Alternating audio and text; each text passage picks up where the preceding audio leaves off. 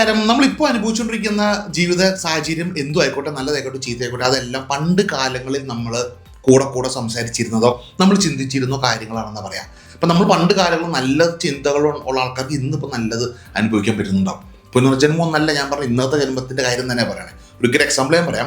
എൻ്റെ കൂടെ ഒരു പെൺകുട്ടി ഉണ്ടായിരുന്നു, 18 വയസ്സുള്ള പെൺകുട്ടിയാണ്.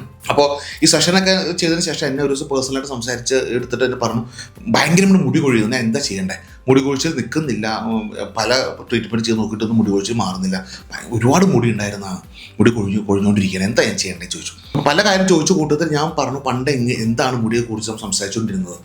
അപ്പോൾ ഈ പെൺകുട്ടി പണ്ട് മുടി പിന്നിടണമല്ലോ ബുദ്ധിമുട്ട്, അപ്പോൾ ഒരുപാട് മുടി ഉള്ളതുകൊണ്ട് ഭയങ്കര ജട പിടിക്കണോണ്ട് ഈ കുട്ടി ഇങ്ങനെ മുടി ശപിക്കുമായിരുന്നു, നശിച്ച മുടി, ഇത് വെട്ടിക്കളഞ്ഞാൽ മതിയായിരുന്നു, ഈ രീതിയിലൊക്കെ എപ്പോഴും മുടി പറയായിരുന്നു എൻ്റെ അടുത്ത് പറഞ്ഞു. അപ്പോൾ അതിൻ്റെ കാരണം ആണ് ഇപ്പോൾ ഈ മുടി കൊഴിച്ചിൽ എന്ന് പറഞ്ഞു. അപ്പോൾ ഞാൻ കുറച്ച് കാര്യം സംസാരിച്ചു. അതിൽ ഒരു കാര്യം പറഞ്ഞത്, അന്ന് സംസാരിച്ച മുടിയോട് പറഞ്ഞ തെറ്റുകളെല്ലാം ഏറ്റു പറയുക, മാപ്പ് പറയുക, പൊറുക്കാൻ പറയുക, സ്വന്തം ശരീരത്തോട് വേണം നമ്മൾ പറയാനായിട്ട്. അതെല്ലാം നമ്മളൊരു പേപ്പറിൽ എടുക്കുക, അതെല്ലാം എഴുതാൻ, എനിക്ക് മാപ്പ് തരിക, ഞാൻ അന്ന് അങ്ങനെ സംസാരിച്ച് പോയാൽ, ഞാൻ ചിന്തിച്ചു പോയി, ഇതെല്ലാം എഴുതാൻ പറഞ്ഞു. അതിൽ എഴുതിയതിനു ശേഷം കത്തിച്ചടായ പേപ്പർ, ഇതെല്ലാം ചെയ്യാൻ പറഞ്ഞു. അതിനോട് ഒന്നിനോട് കാര്യം വേറെ പറഞ്ഞു.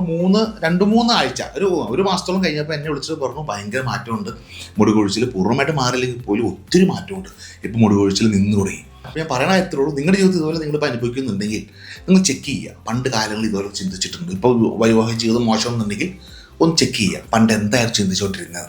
അങ്ങനെ എന്തെങ്കിലും ഉണ്ടെങ്കിൽ ഏറ്റു പറയുക, പൊറുക്കുക, മാപ്പ് കൊടുക്കുക, കംപ്ലീറ്റ് അങ്ങോട്ട് ക്ലെൻസ് ആക്കുക, മാറ്റം വരും. വീണ്ടും കാണാം.